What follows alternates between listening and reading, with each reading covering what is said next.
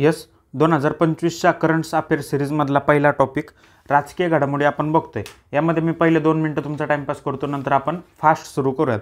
तर सगळ्यात आधी रेडिओ MPSC ॲपवर तुम्हाला या सगळ्या PDF दिसतील, फ्रीमध्ये दिसतील किंवा ते कुठं फ्री सेक्शनमध्ये बघा की 2025चा करंट कोर्स आहे, तिथे या सगळ्या PDF तुम्हाला डाउनलोडेबल किंवा फ्री फॉर्मॅटमध्ये असतील किंवा रेडिओ MPSC नावाचं टेलिग्राम चॅनल आहे, तिथं पण ते तुम्हाला मिळतील।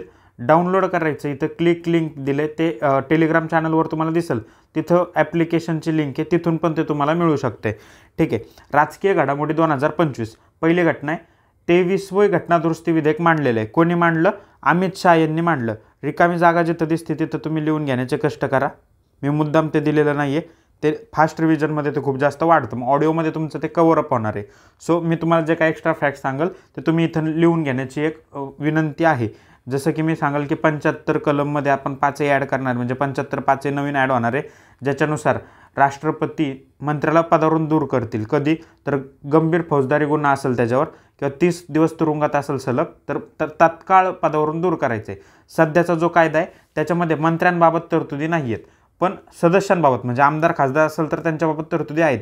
जर तो फौजदारी खटल्यात दोषी असेल, 2 वर्षांची शिक्षा त्याला झाली असेल, तर शिक्षेची कालावधी म्हणजे 2 वर्ष, 3 वर्ष, 4 वर्ष, कमीत कमी 2 वर्ष त्याला शिक्षा झाली असेल तर त्याच्यासाठी तरतूद आहे।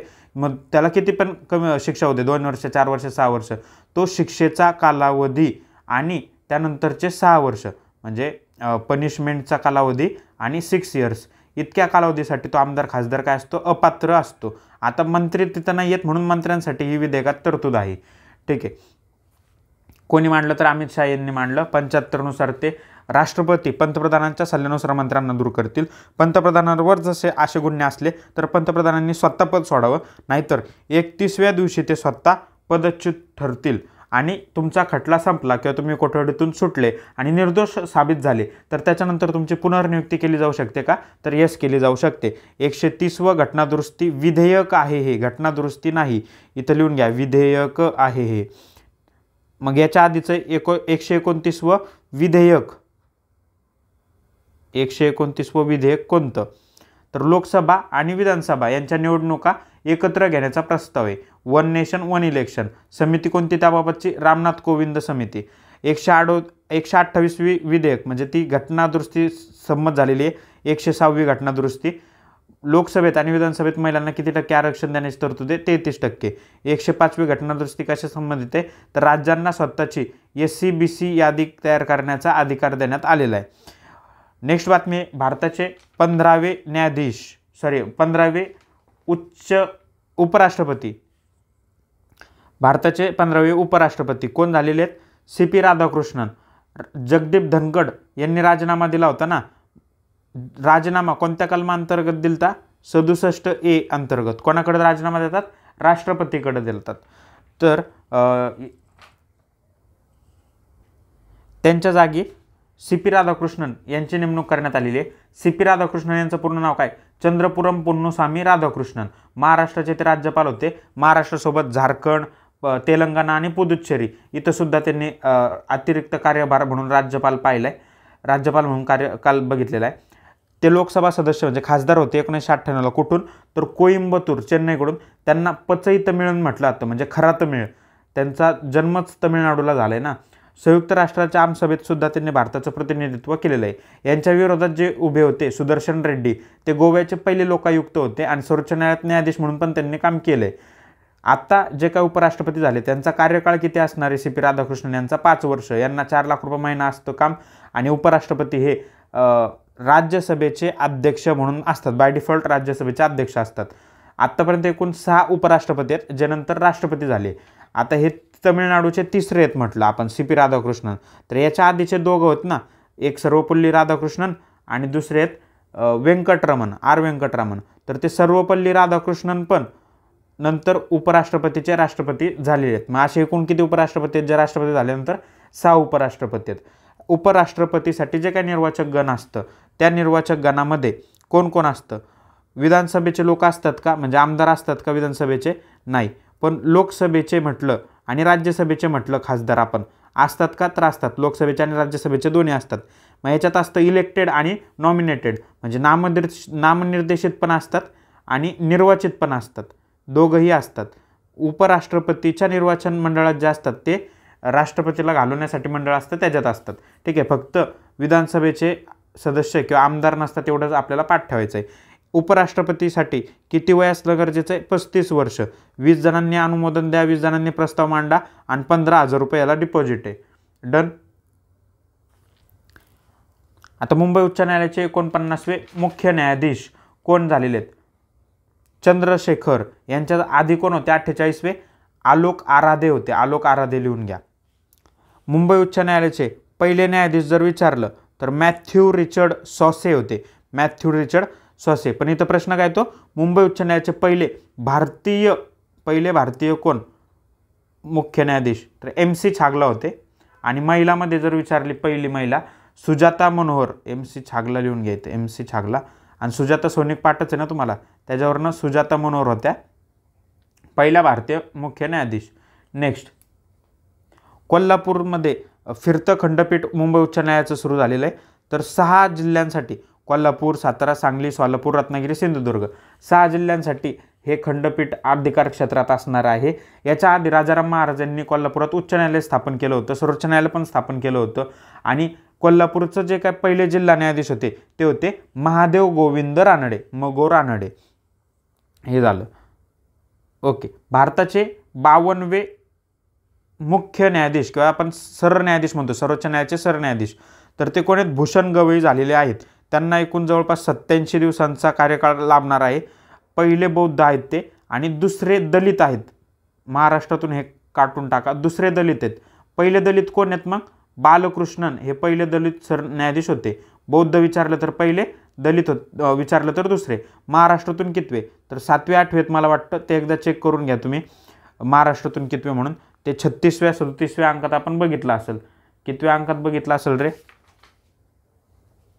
37व्या अंकामध्ये आपण ते बघितलं असेल. तर DY चंद्रचूड असतील, YV चंद्रचूड असतील तर बघितलं होतं. पहिले महाराष्ट्रातून झालेले सदस्य कोण होते? PB गजेंद्रकड, PB गजेंद्रकडकर हे महाराष्ट्रातून पहिले सरन्यायाधीश झाले होते. PB गजेंद्रकडकर.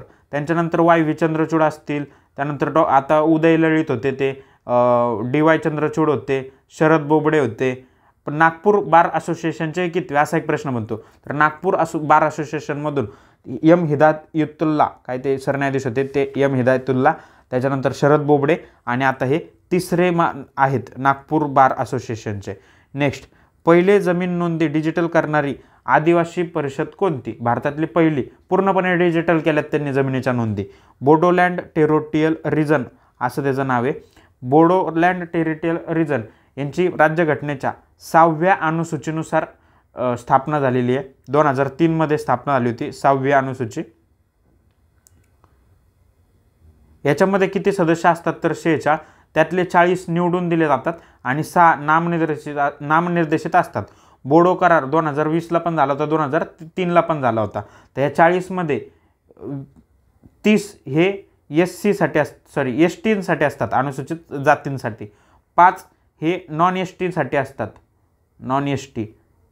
आणि 5 हे ओपनसाठी असतात. एवढं पाठ करायची गरज नाही आपल्याला. फक्त 6व्या अनुसूचीनुसार 2003 मध्ये याची स्थापना, पहिली जमीन नोंदी डिजिटल करणारी पहिली आदिवासी परिषद आहे ही. आणि दुसरं काय फॅक्ट लक्षात ठेवणार, बोडो करार आत्ताच झालेला आहे.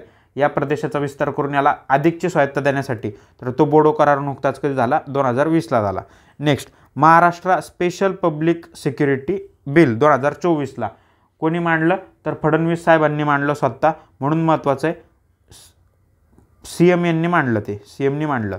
2 ते 7 वर्षांच्या शिक्षणाची तरतूद आहे आणि 10 जुलै 2025ला याला मंजुरी देण्यात आलेली आहे. दखलपात्र आणि अजामीनपात्र गुन्हे असतील, राजपत्रामध्ये अधिसूचना प्रकाशित करून राज्य सरकार कोणत्याही संस्थेला बेकायदेशीर म्हणून घोषित करू शकतं. स्पेशल पब्लिक सिक्युरिटी बिलचा उद्देशच काय? तर ज्या काय डाव्या अतिरेकी संघटना आहे किंवा बेकायदेशीर कारवाया करणाऱ्या संघटना आहेत, नक्षलवादी संघटना असतील किंवा व्हॉटेवर, त्यांना बेकायदेशीर म्हणून घोषित करायचं, त्यांच्यावर आळा घालायचा आहे. म्हणून पब्लिक सेफ्टी बिल किंवा पब्लिक सिक्युरिटी बिल आणले. इतिहासात पब्लिक सेफ्टी बिलच्या नावाखाली काहीतरी अन्याय करायचे, कोणाला पण विना वॉरंट अटक करायचे, मुंबईची त्या अँगलने ते लक्षात ठेवा. तर हा कायदा करणारं महाराष्ट्र कितवं राज्य ठरलं? 5वं राज्य ठरलं. याच्या आधी छत्तीसगड, तेलंगणा, आंध्र प्रदेश, ओडिसा यांनी सुद्धा ते पब्लिक सिक्युरिटी बिल आणलेलं आहे. लोकपालचं नवीन ब्रीद वाक्य इम्पावर सिटीजन एक्सपोज करप्शन. आधीचं खूप अवघड होतं. मा ग्रीधा कस्य स्विधन धनम अवघड होतं जरा. आज सोपं केलं त्यांनी. इम्पावर सिटीजन आणि एक्सपोज करप्शन. लोकपालची स्थापना कधी झालेली आहे? 16 जानेवारी 2014ला. पण ॲक्ट कधीचा विचारला कायदा तर 2013चा. लोकपालचे पहिले अध्यक्ष होते पिनाकी चंद्र घोष आणि सध्याचे कोण आहेत? अजय खानविलकर. पाठ केले करंटमध्ये मागच्या वर्षी तुम्ही. अजय खानविलकर आत्ताचे अध्यक्ष आहेत. याची रचना 1 अध्यक्ष असतात आणि 8 सदस्य असतात. या 8मधून 50% म्हणजे जे काही 4 आहेत ते SC, ST, OBC, महिला, अल्पसंख्याक या गटातून असल्या पाहिजे. ठीक आहे. तर 1 + 8 = 9 असे सदस्य पाठ ठेवायचे. निवड समितीमध्ये पंतप्रधान असतात. निवड समितीमध्ये कोण कोण असतं? पंतप्रधान असतात. लोकसभेचे अध्यक्ष असतात. ठीक आहे. त्यानंतर लोकसभेचे विरोधी पक्षनेते पण असतात. अध्यक्ष आणि विरोधी पक्षनेते जोडी. त्यानंतर भारताचे चीफ जस्टिस ऑफ इंडिया म्हणजे सरन्यायाधीश पण असतात.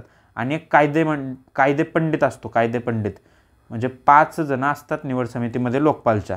आणि आत्ताच लोकपाल चर्चेत होतं काहीतरी मर्सिडीज फॉर्च्युनर पण नाही, ऑडी बिडी काहीतरी गाड्या मागत होते ते फिरायला, त्याच्यावरनं ते चर्चेत आहे. विधेयकांवर निर्णय घेण्यासाठी आता लिमिट लागणार आहे. नवीन विधेयक आलं ना, किंवा तामिळनाडू राज्य किंवा तामिळनाडू राज्य विरुद्ध तामिळनाडू राज्यपाल यामध्ये या खटल्यामध्ये निर्णय दिला ना की राज्यांच्या विधेयकांवर निर्णय घेण्यासाठी राज्यपालाला आणि राष्ट्रपती यांना कालमर्यादा निश्चित केलेली आहे. राज्याचं विधेयक आहे, समजा 2 ग्रह असलेलं, महाराष्ट्राचा विचार करू आपण, ते विधानसभेमध्ये विधेयक मांडलं, तिथून कुठं जातं? विधान परिषदेत. विधान परिषदेतून कुठं जातं? राज्यपालकडं जातं. ठीक आहे. राज्यपालकडं जातं. राज्यपाल काय करतो? एकतर मान्यता देतो, खिशात ठेवतो म्हणजे राखून ठेवतो, किंवा राष्ट्रपतीकडे फॉरवर्ड करतो. पण ही कृती तो बरेच दिवस करत नाही, मग ते विधेयक प्रलंबित राहतं. म्हणून याच्यावर कालमर्यादा घातली. आता राज्यपालानं 3 महिन्यातच ते सांगायचं काय करायचं, तुला मंजूर करायचं, खिशात ठेवायचं का राष्ट्रपतीकडे पाठवायचं, काय करायचं कर, 3 महिन्यातच कर. मग राष्ट्रपती साहेबांकडे गेल्यानंतर राज्याचं विधेयक आहे, याच्यावर त्याला मंजुरी देणं बंधनकारक नाही आहे. पण राष्ट्रपती साहेब पण टाइमपास करायचे, म्हणून यांना सुद्धा स्टार करा, तिथं येईल राज्यपालांना फक्त बंधनकारक आहे, राष्ट्रपतींना नाही.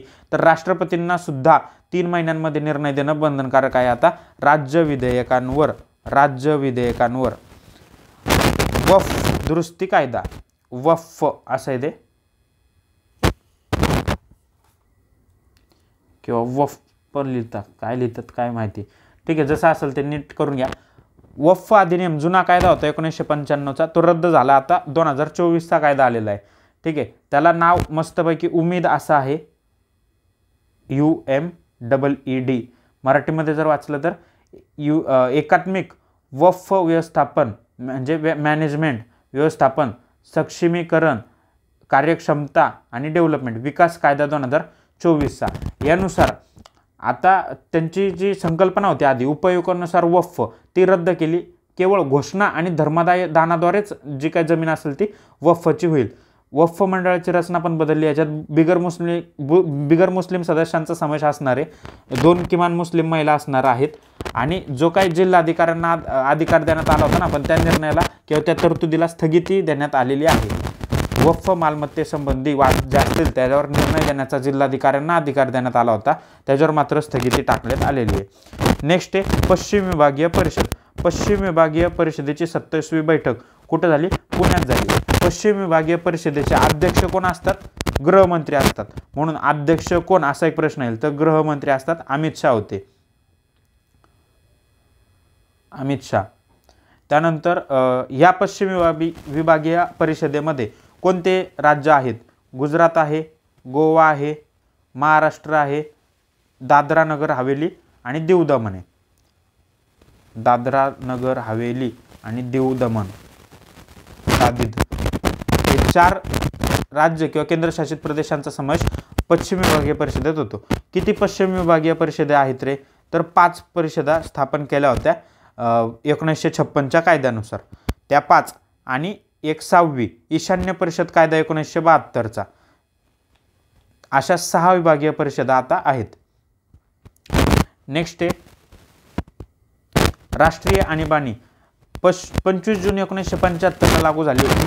म्हणजे आता 2025 आहे,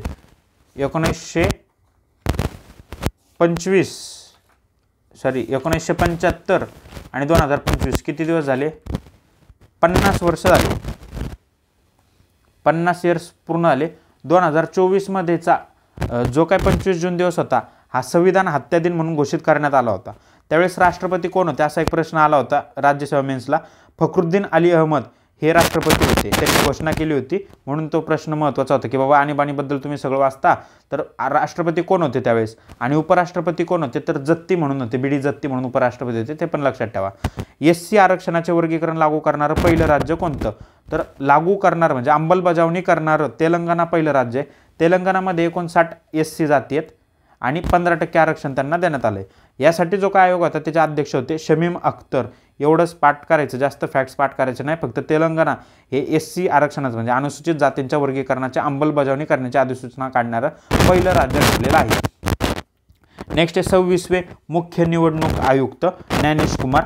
26वे मुख्य निवडणूक आयुक्त. आता राजीव कुमार जे होते ना ते 25वे होते, हे 26वे आहेत. पहिले कोण होते? सुकुमार सेन होते. आणि महिला विचारल्या पहिल्या तर VS रमादेवी होत्या पहिल्या महिला. यांच्या आधी कोण होते काय पाठ करायची गरज नाही, पण जोड्या लावामध्ये जर विचारलं तर 24वे 25वे 23वे पाठ करा. 23वे होते सुनील अरोरा, 24वे होते सुशील चंद्रा आणि 25वे होते राजीव कुमार आणि आता आहेत ज्ञानेश कुमार. महाराष्ट्राचे राज्य निवडणूक आयुक्त कोण? दिनेश वाघमारे हे 7वे महाराष्ट्राचे राज्य निवडणूक आयुक्त झालेत. मग पहिले कोण होते? 1994ला DN चौधरी होते. DN चौधरी 1994ला. म्हणजे आपला महाराष्ट्र राज्य निवडणूक आयोग कधी स्थापन झाला? 26 एप्रिल 1994ला. दिनेश वाघमारे यांच्या आधी कोण होतं? तर UPS मदान होते. लिहून घ्या. 6वे कोण होते? UPS मदान. आणि हे जे काय होते ज्ञानेश कुमार यांच्यावर सध्या वाद सुरू आहे ना, किंवा त्यांची मुलगी जावई मुलगा काय जे असेल सगळे ते UPSC पास झालेले. यांचंच आहे का कोणाचं ते एकदा बघा. काय वाद सुरू आहे म्हणून ते मला महत्त्वाचं वाटतं की ज्ञानेश कुमार झालं, UPS मदान झालं, DNचं हे दोघं तिघं बदललेले. निवडणूक आयोगावर वादच सुरू आहे. विचारलं तर विचारतील किंवा वाद आहे म्हणून नाही विचारणार. पाठ करायचं आपलं काम आहे. विचारलं नाही विचारलं काय करता. नेक्स्ट आहे मणिपूर. मणिपूर इथं 11व्यांदा राष्ट्रपती राजवट लागू करण्यात आलेली सर्वाधिक आत्तापर्यंत. मणिपूरमध्ये 2 समुदायांमध्ये संघर्ष चालू आहे. कोणकोणते? मैतेई आणि कुकी. त्या संघर्षामुळे इथं राष्ट्रपती राजवट लागू करण्यात आलेली आहे. आतापर्यंत सर्वाधिक म्हणजे 11 वेळा. ठीक आहे. महाराष्ट्रात किती वेळा लागली? 3 वेळा. 1980, 2014, 2019ला. पहिली राष्ट्रपती राजवट पंजाबला लागली होती. आतापर्यंत राजवट न लागू झालेले 2 राज्य आहेत, छत्तीसगड आणि तेलंगणा फक्त. सर्वात जास्त काळ कुठं राष्ट्रपती राजवट लागली होती? तर JNK मध्ये जवळपास 6 वर्ष राष्ट्रपती राजवट होती. नेक्स्ट समान नागरी संहिता लागू करणारं UCC कलम कितवं आहे आपल्या राज्यघटनेत? 44वं. ते लागू करणारं पहिलं कलम 44 पहिलं राज्य उत्तराखंड. आणि समिती कोणती होती? रंजना प्रकाश देसाई. आता यांनाच कोणत्या समितीचा अध्यक्ष केलंय? जी वेतन आयोग आहे 8वा वेतन आयोग, त्याचे अध्यक्ष झालेत नाही. याच्या आधी गोवा पहिलं एकमेव राज्य होतं, पण त्यांनी 1867च्या पोर्तुगीज नागरी संहितेनुसार UCC लावलं होतं. कोणी? गोव्यानं. स्वातंत्र्यानंतरचं विचारतील. स्वातंत्र्यानंतरचं पहिलं राज्य कोणतं? तर उत्तराखंड. नेक्स्ट भारतातील पहिली सौर ऊर्जेवर चालणारी विधानसभा दिल्ली विधानसभा. इथं केरळ पण लिहू शकता, ऑप्शनमध्ये येऊ शकतं. तर केरळमध्ये तुम्हाला काय वाटेल की हा सगळे शिकलेले आहे, जास्त प्रगती होत असते वगैरे, पण इथं लक्षात ठेवा आम आदमी पार्टी होती आणि केजरीवाल जरा चांगले इनिशिएटिव्ह करायचे. सौर ऊर्जेवर त्यांनी लाईट पण फुकट दिली ना सगळ्यांना, तर सौर ऊर्जेवर विधानसभा चालू म्हणून अशी सोपी कायदा फक्त केजरीवालांच्या डोक्यात येऊ शकते आणि ते दिल्ली विधानसभा या अँगलने लक्षात ठेवा. बाकी कोण कोणाचं आपल्याला काही घेणं देणं नाही, लक्षात राहावं म्हणून काहीतरी आपण भानगडी पाठ ठेवतोय. नंतर आहे 26 जून 1975ला राजभाषा विभाग स्थापन झाला होता.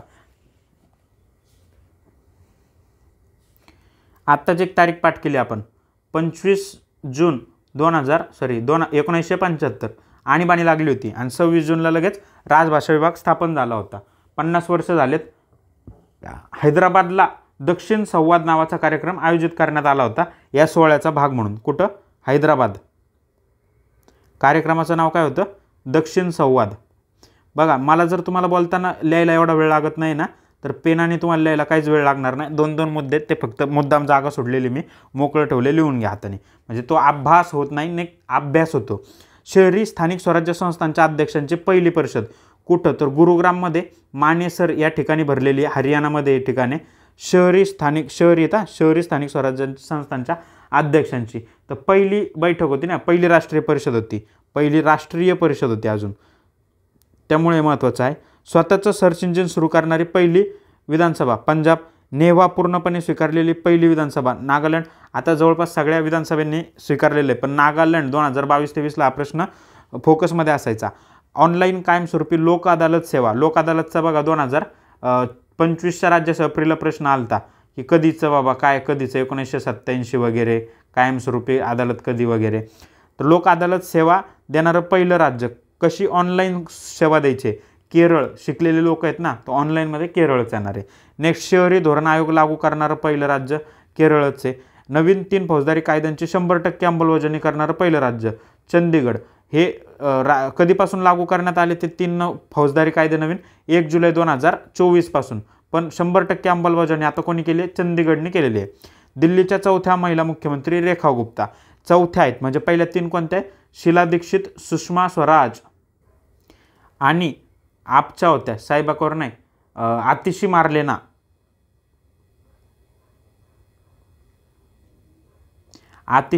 आपच्या होत्या.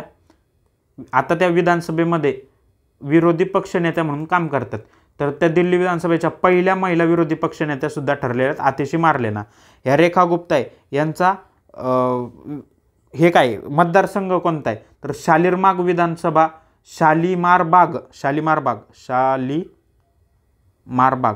शालीमार बाग या विधानसभेतून किंवा मतदारसंघातून ते निवडून आल्या होत्या.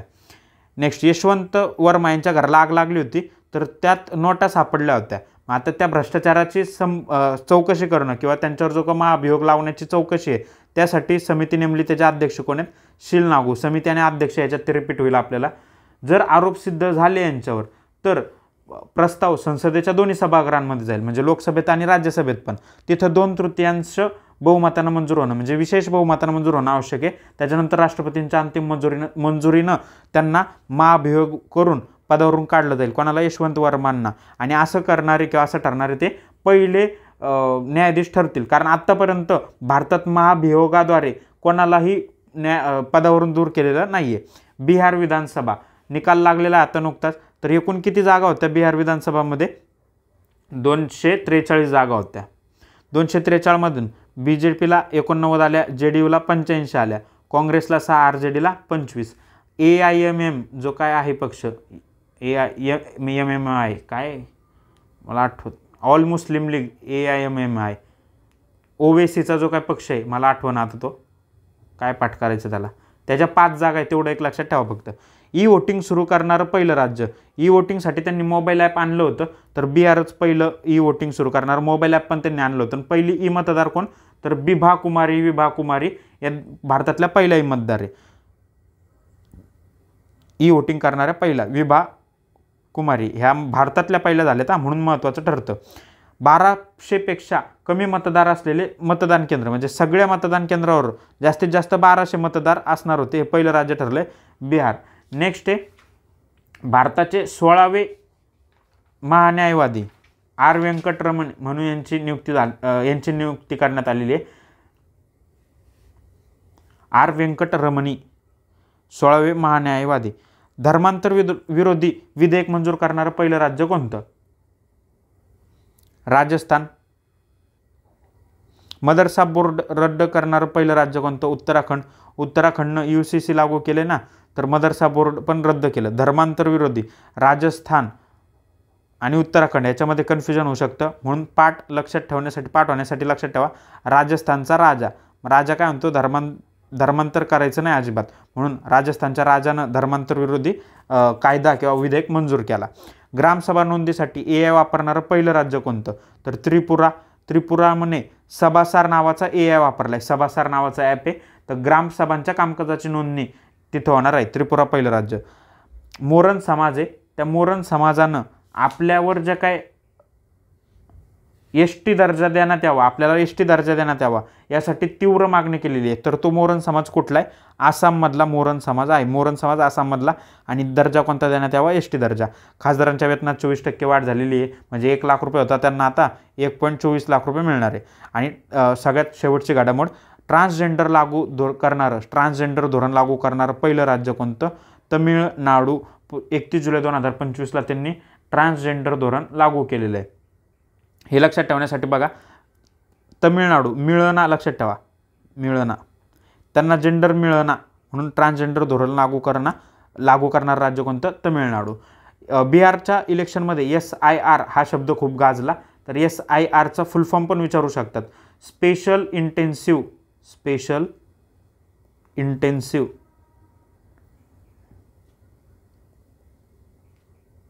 रिव्हिजन हा त्याचा फुल फॉर्म होता. तर भारतीय निवडणूक आयोगानं मतदारांची पात्रता पडताळण्यासाठी बिहारमध्ये हा SIR कार्यक्रम राबवला होता. अजून एक फॅक्ट लिहून घ्या इथं.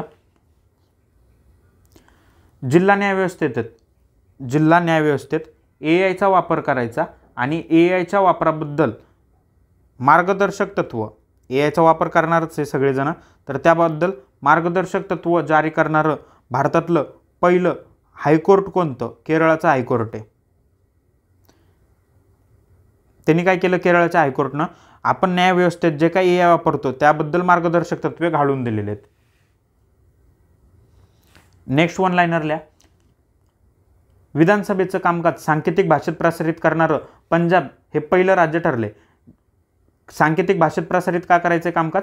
तर बहिरेपणाचा अपंगत्व ज्या लोकांमध्ये आहे त्यांच्यासाठी कायदेविषयक चर्चा सुलभ करायची, सोपी करायची म्हणून पंजाबनं विधानसभेचं कामकाज सांकेतिक भाषेत केले. याच्या आधी आपण बघितलं इथं पंजाबचं बघा, स्वतःचं सर्च इंजिन सुरू करणारी पहिली विधानसभा पण पंजाब आहे. आणि इथं लिहा की विधानसभेचं जे काय कामकाज आहे ते सांकेतिक भाषा म्हणजे कोडिंगमध्ये कोणासाठी?